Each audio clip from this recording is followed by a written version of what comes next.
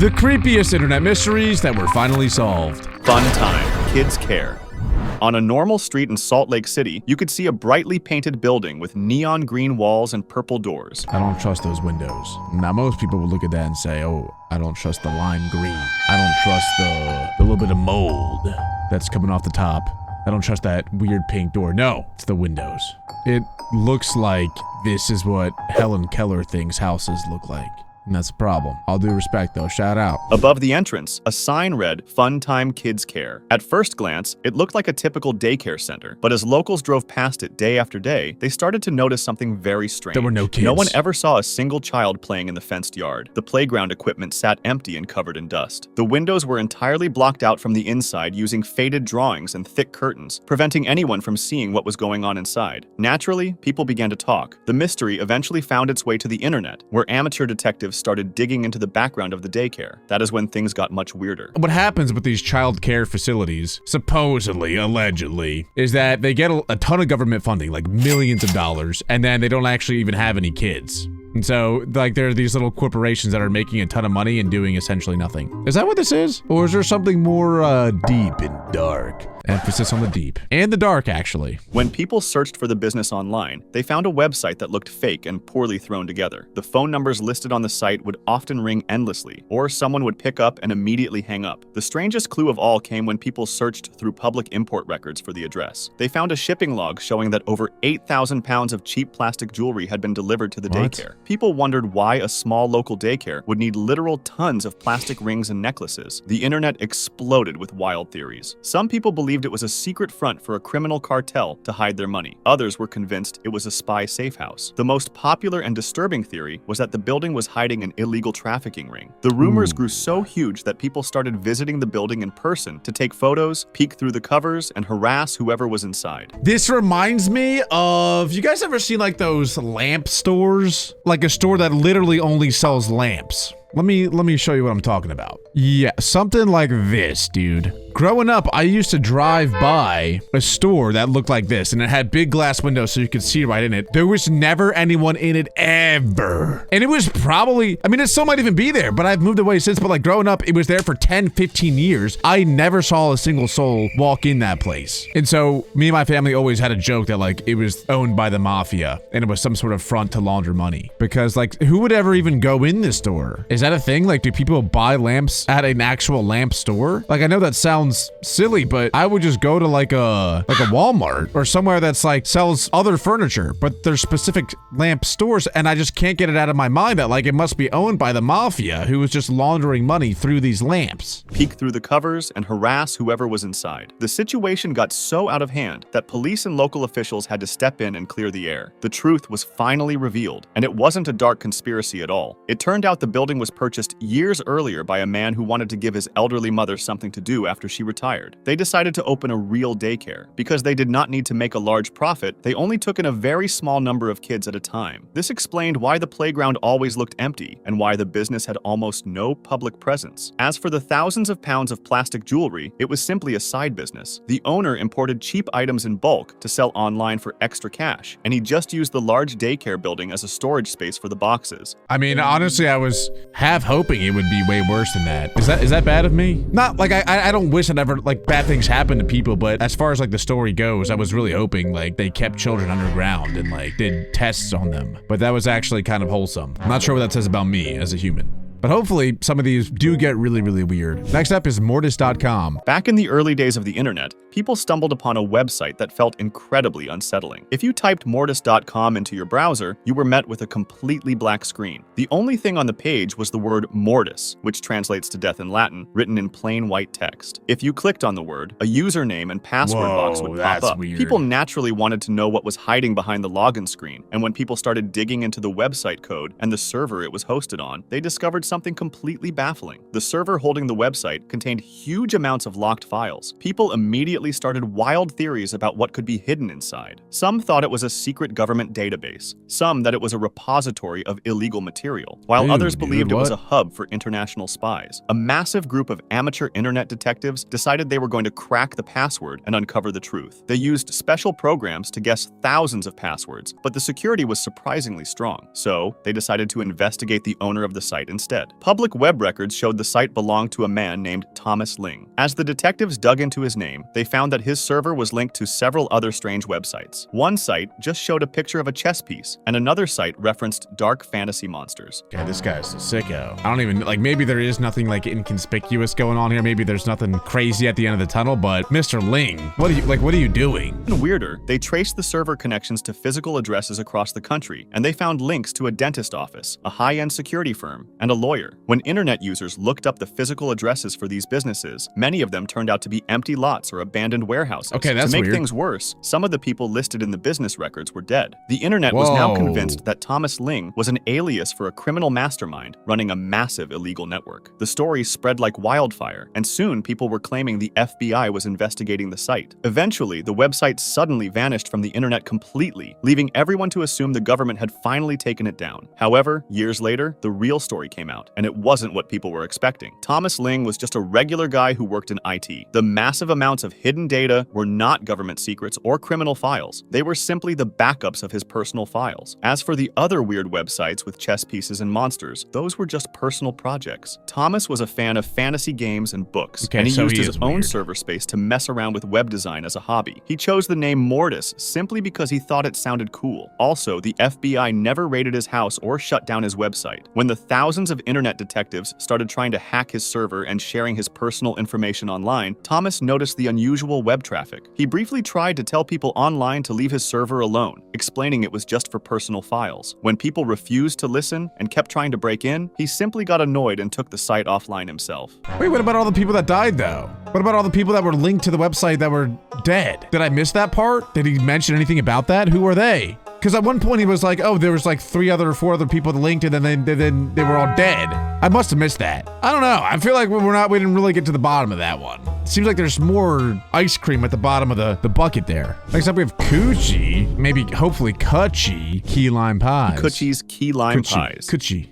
For years, comment sections on random news articles, small blogs, and YouTube videos were plagued by a very specific, bizarre type of spam. Starting around the late 2000s, across thousands of different websites, an unknown user was leaving massive walls of text about a restaurant called Captain Koochie's Key Lime Pie Factory. The comments were incredibly hard to read. Almost every single word was capitalized, and the sentences rambled on about wild topics. One paragraph might have talked about government What? conspiracies or famous celebrities, while the next would suddenly switched to praising the unbelievable taste of Captain Koochie's key lime pie. At first, people just brushed it off as normal internet spam, but as the years went by, the comments never stopped. They kept appearing on cooking forums, small local news sites, and even random art pages. Because the messages were so widespread and lasted for over a decade, people realized this was not just a passing joke. Amateur internet detectives gathered to figure out what was happening. The first major clue was the sheer volume of the comments. Many users theorized that it had to be a bot designed to automatically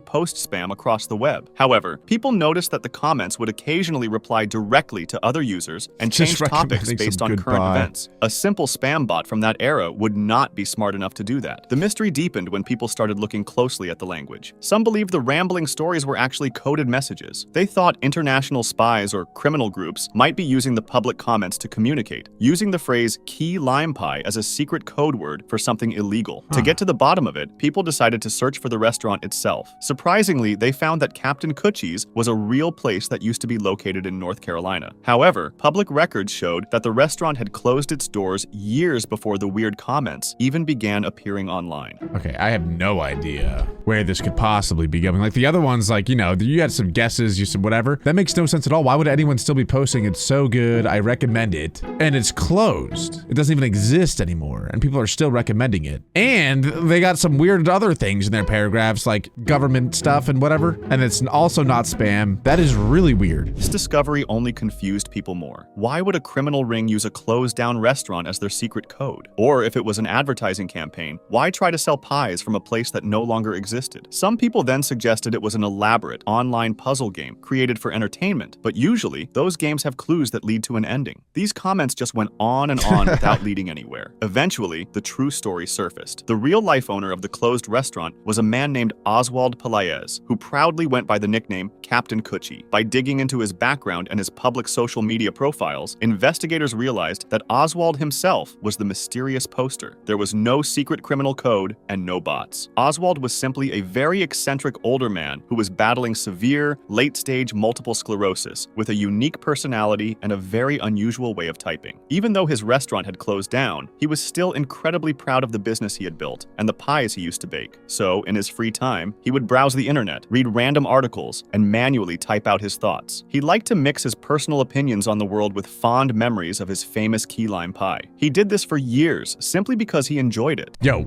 I mean, for that, dude, for that to get any traction at all, that dude must have been like on social media 24/7. Key lime pie! Have you heard of Koochie's key lime pie? Oh, it's the best key lime pie you'll ever try. Except you will never try it because it's closed. Like, I feel bad for him. I feel like key lime pie was his dream. He seemingly, you know, went after his dreams and failed, and then never got over it and just kept spamming online. Key lime pie! If you spent time exploring scary videos online years ago, you might have seen a famous clip titled Blank Room Soup. The video is very low quality and shows a man sitting alone at a small table in a completely white room. He is eating out of a large bowl using a big spoon. As the video plays, you can hear the man crying heavily. Suddenly, the door opens and two people walk into the room. What? They are wearing large, dirty mascot costumes that look like cartoonish people with giant round heads and blank expressions. This reminds me of like a Japanese ad. Not that I've seen many Japanese ads before, but just getting that vibe. They got some crazy ads over there that don't make any sense to me. One of the mascots slowly walks up behind the crying man and begins patting him on the back to comfort him. The man just keeps crying and eating his soup. The video feels incredibly creepy, and because there was no explanation attached to the video, people started to guess what was happening. It's the an most ad. popular and scary theory was that the man was a kidnapping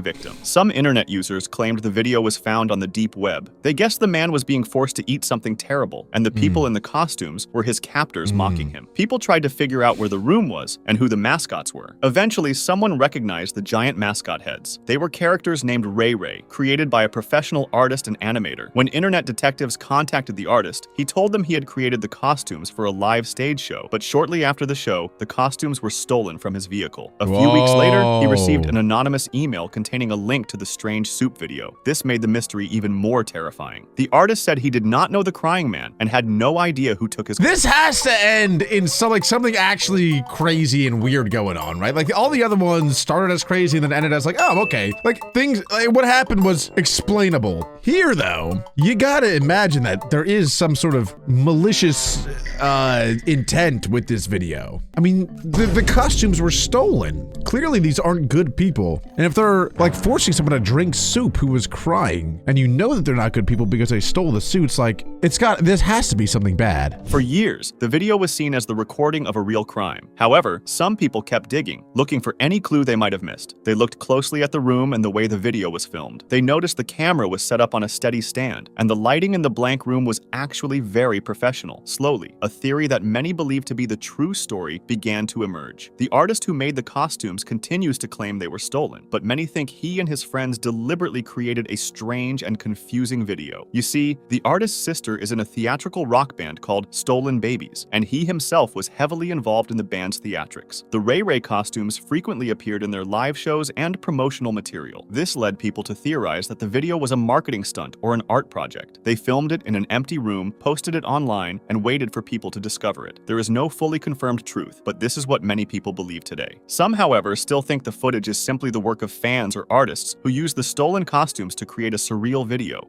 Okay.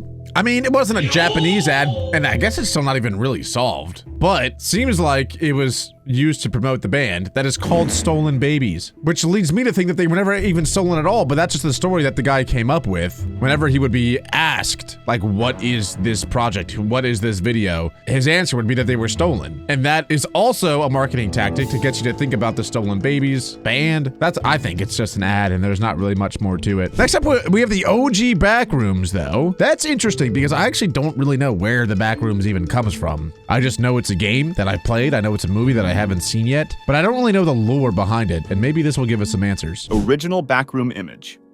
In 2019, an anonymous user on 4chan posted an unsettling photograph of an empty room with yellow wallpaper, old carpet, and fluorescent lights. Along with it, they wrote a short story about no clipping out of reality and ending up in a maze of empty rooms. This post sparked a massive internet phenomenon known as the backrooms. As the legend grew, a real mystery emerged. No one knew where the photo was actually taken. For years, reverse image searches failed because the original source was buried under millions of reposts. People theorized the image was generated on a computer or a secret room in an abandoned office building. The mystery seemed impossible to solve until a group of internet researchers on a Discord server changed their strategy. Wait, so the backrooms image is actually a real place? I just figured the whole thing was like a made-up concept. But apparently, like, that image is a real image, which means technically the backrooms is real somewhere, or at least part of it is real. Reverse searching the image, they looked for its digital fingerprint. They found an early archive of the 4chan post from 2011, which revealed the original file name. This pointed to the photo being taken by an early 2000s Sony digital camera. The researchers began searching for this specific file name, and a researcher found a 2019 tweet that had linked to a defunct website for a store called Hobbytown in Wisconsin. Because that website was long gone, the team used the Wayback Machine to look at captures of the site from 2003, and the truth was finally revealed. The photo was taken inside a building that used to be a furniture store. The store was being renovated to become the Hobbytown shop, and during the construction, the owner snapped a series of photos to document the progress of the renovation and uploaded them to the shop's website to show customers the new space. I guess they did a terrible job renovating because turns out that their renovations became one of the scariest revelations in modern day. It birthed the backrooms. That's pretty cool though. I low-key kind of want to go to that shop just to like see where it all stems from. And I wonder if they got a lot of traction after like the backrooms boom because, you know, they're the shop that started it. That's interesting though. So the backrooms actually is based off of a furniture store. I can kind of see it. I kind of get furniture store vibes from it. I get it. Last up though, we have John Titor. John Titor. John Titor. John Titterbutt. All right, let's go. This case is unusual, as it would normally be dismissed as someone lying, but the facts aligned so well that this was not the case. In the early 2000s, a user named John Titor appeared on internet message boards with a very weird claim. He said he was a soldier from the year 2036 and claimed he was on a military mission to the year 1975 to pick up a specific vintage computer called the IBM 5100. He explained that he only stopped in the year 2000 to rest and visit his family. When users asked him questions about the future or how his machine worked, he gave highly detailed scientific answers. He even posted photos of his time machine. It was a heavy, ugly metal box stuffed into the back of a normal car, complete with printed caution labels and confusing instruction manuals. However, the biggest reason people believed him was something else. John said his future timeline needed the old IBM computer to fix a massive software bug. He claimed that specific machine had a hidden hardware feature that allowed it to translate very old computer languages. When computer experts read this, they were shocked. It turned out that the IBM 5100 actually did have that exact secret feature. Whoa. Only a very small handful of high-level computer engineers knew about it, and because internet searches were still very basic back then, it seemed impossible for a random person to know such an obscure piece of technology history. John also made several dark predictions about the future, and after answering questions for a few months, he announced his mission was over, logged off, and was never heard from again. Whoa. For years, people debated if he was actually real. However, as time went on, his terrible warnings about wars or destroyed cities didn't come true. But how did he know about the IBM 5100 feature? People began searching for clues. Wait, maybe he is from the future and he told everybody what he told, including telling them that this war would happen and that war would happen, knowing that if he told people that, then they would never actually happen. You know, like him going back to the past, he directly changed the future about things that like would have destroyed mankind. I'm just saying, just because some of the things that he said would happen didn't happen doesn't mean that they weren't going to happen. It means